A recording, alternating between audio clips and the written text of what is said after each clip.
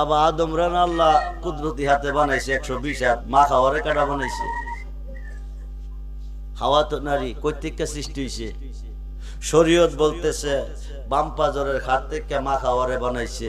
হাকিকত বলতেছে, মারিফত বলতেছে আল্লাহ নিজে নারীর রূপ ধারণ করে বাম পাশে। একজন তাগিরিকে বানাইতে আমার রবের ম্যাক্সিমাম 30 বছর সময় লাগছে, কথা কোন ঠিক কিনা? আসসালামু আলাইকুম ওয়া রাহমাতুল্লাহি ওয়া বারাকাতুহু। প্রিয় ভাই ও বোনেরা, আপনারা যারা ভিডিওতে ক্লিক করেছেন আপনাদেরকে অসংখ্য অসংখ্য ধন্যবাদ এবং আশা করি আজকের ভিডিওটি সম্পূর্ণ দেখার চেষ্টা করবেন। আমরা আজকে এখানে দুটি ভিডিও দেখার চেষ্টা করব।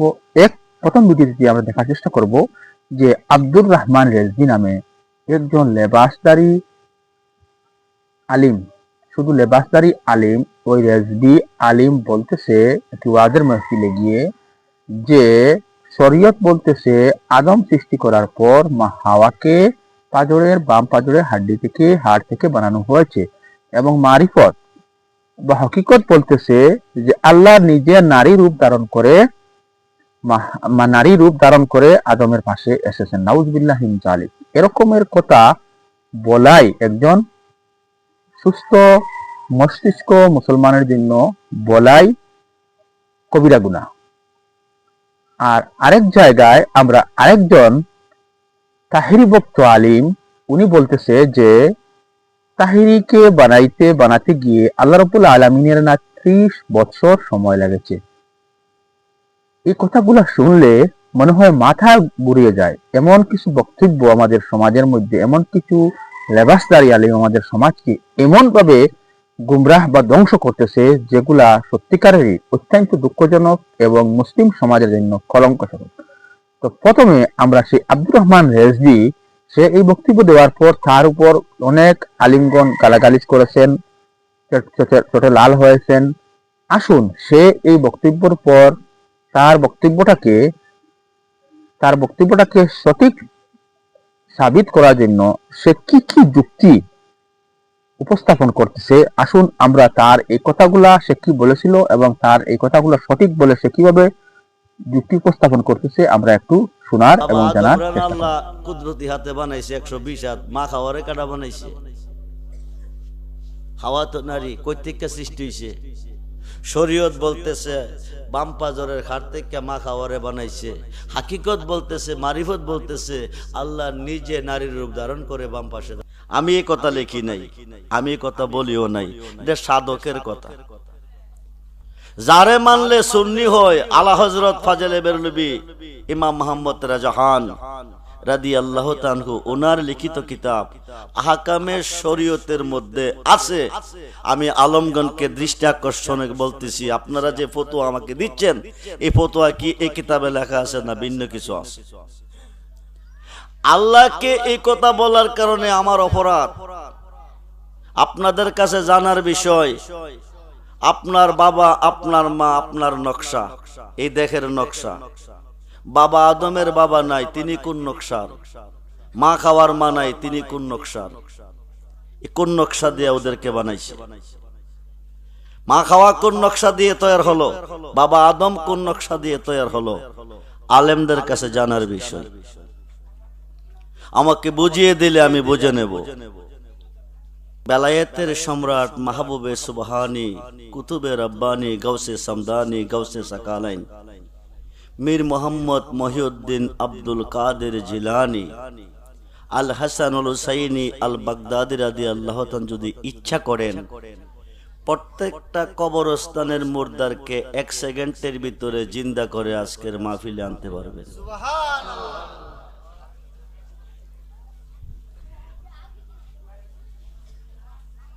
নবী তরানেওয়ালা নবী, নবী আমার জানের জান, নবী আমার জীবনের, নবী সারা দরদি আর কেহ। আমি ঘন্টার কথা মিনিটে বলবো। ইসলাম জগতের দ্বিতীয় সাহাবী, সহিহ বুখারী শরীফের দ্বিতীয় খণ্ডের মধ্যে আলোচনাটা আছে। ইসলাম জগতের দ্বিতীয় সাহাবী খলিফাতুল মুসলিমিন হযরত উমর ফারুক রাদিয়াল্লাহু তাআলা, যিনি আশারায়ে মুবাশশারা, জিন্দা অবস্থা 10 জন সাহাবী জান্নাতের সার্টিফিকেট পেয়েছেন, তার মধ্যে একজন। জলিল কদর সাহাবী 4 জন, তাদের মধ্যে একজন। যিনি ফারুকে আজম, হক থেকে বাতিলকে পৃথক করনেওয়ালা, যিনির নেকের পরিমাণ আকাশের নক্ষত্রের সমতুল্য। যেরকম সুবহানাল্লাহ। এত বড় একজন সাহাবী নবীজির খাত মুবারকে খাত রেখে বলেন, ইয়া রাসূলুল্লাহ, সমস্ত সৃষ্টির চেয়ে বেশি আমি আপনাকে ভালোবাসি, কিন্তু আমার জানের চেয়ে বেশি না। কি বলছেন? সমস্ত সৃষ্টির চেয়ে বেশি আমি আপনাকে ভালোবাসি, কিন্তু আমার জানের চেয়ে বেশি না। আমি জানতে চাই মুমিন হইছি কিনা। আসসালাতু মেরাজুল আন-নাবিয়্যু আওলা বিল মুমিনিনা মিন আনফুসিহিম। যেরকম সুবহানাল্লাহ। নবীজি প্রত্যেকটা মুমিনের জানের চেয়ে আরো কাছে। আসসালাতু মেরাজুল মুমিনিন, নামাজ মুমিনের জন্য মেরাজ, ইমানদারের জন্য ফরজ। আমার কথা কারো কাছে তিতা, কারো কাছে মিঠা। আমি বাংলার আলেমদের সাথে এক হইতে পারতেছি না। একটা কথা কিছুদিন আগে আমি বলছিলাম, এটা বিরাট ভাইরাল, কিন্তু এরা আমাকে অনেক কিছু বলছে, কাফের বলছে, মুশরিক বলছে, শিরিক বলছে। ফতোয়াটা কি? কোন ফতোয়ার কত নম্বর পৃষ্ঠাতে লেখা আছে, কোন হাদিসের কত নম্বর পৃষ্ঠাতে লেখা আছে? কোন সাধক বলছেন আল্লাহ যখন আদমকে সৃষ্টি করে জান্নাতে রেখেছেন, ভালো লাগে না, তিনি মনের মানুষ পাইতে চাইতেছেন। তখন আল্লাহ পাক আদমের চোখে ঘুম দিছেন, আদম ঘুমাচ্ছে। শরীয়ত বলতেছে বাম পাজরের একটা বাঁকা হাড্ডি দিয়ে মা খাওয়ারে বানাইছে।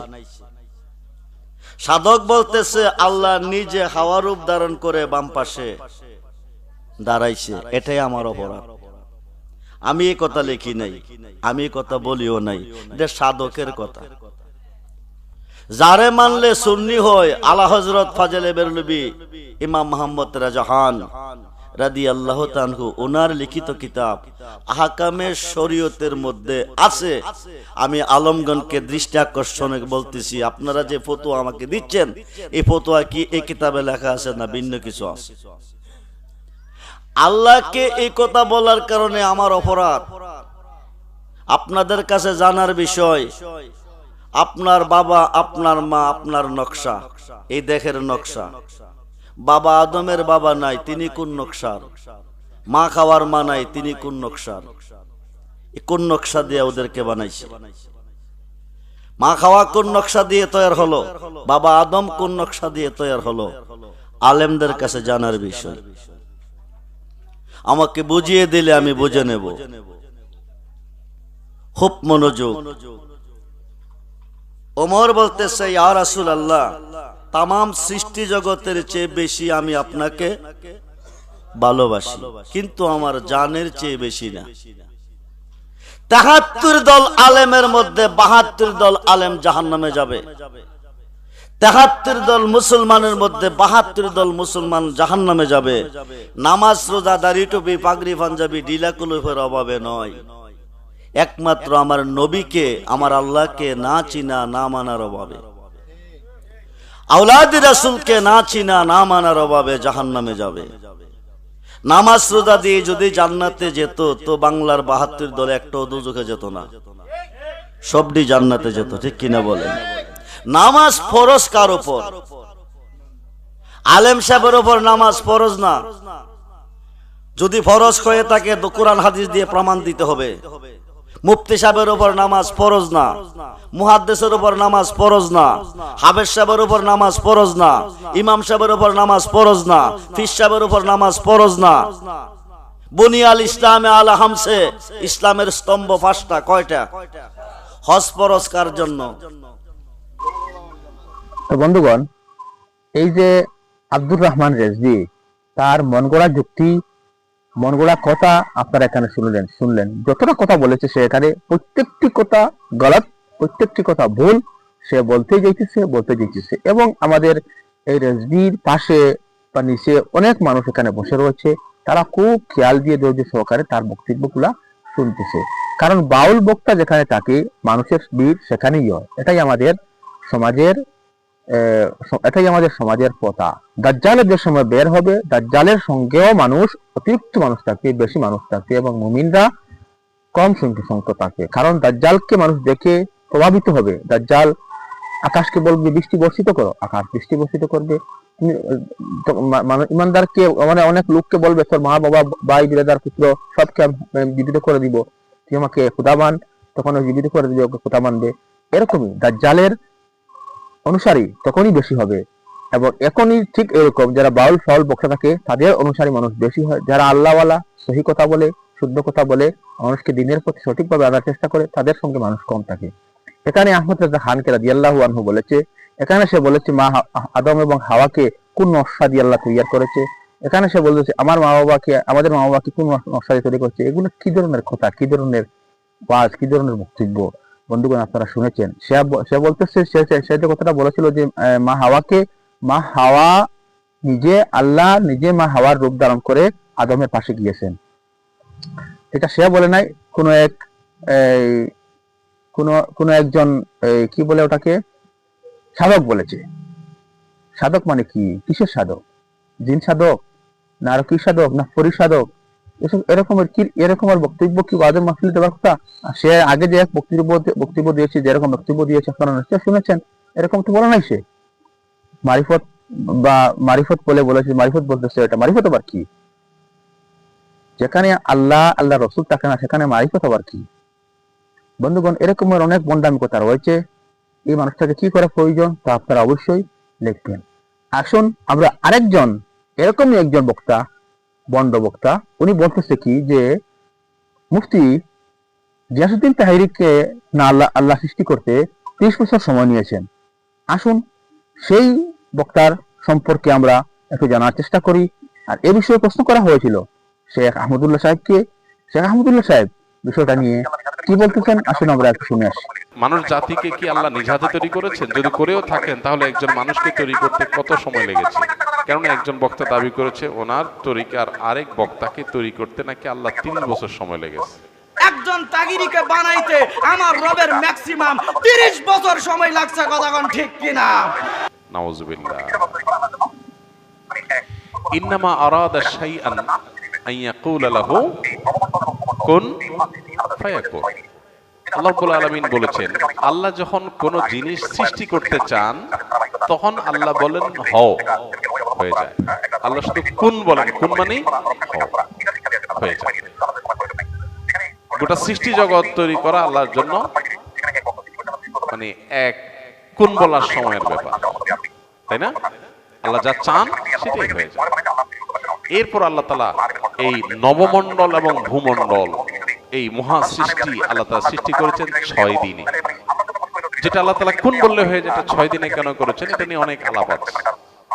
আল্লাহ তাআলা আগে একটা সৃষ্টি করেছেন, পরে একটা সৃষ্টি করেছেন। এখানে মানুষকে কাজের ধারাবাহিকতা, প্রত্যেকটা কাজ করার ক্ষেত্রে একটা সিস্টেমিক্যাল ওয়ে অবলম্বন করা, একটা ধারাবাহিকতা মেনটেন করা, কোনটা আগে কোনটা পরে সেই শৃঙ্খলা রক্ষা করে কাজ করা, এটার শিক্ষা দেওয়ার জন্য আল্লাহ তাআলা এই সময় নিয়েছেন। কিন্তু আল্লাহ তাআলা সময়ের প্রয়োজন নাই।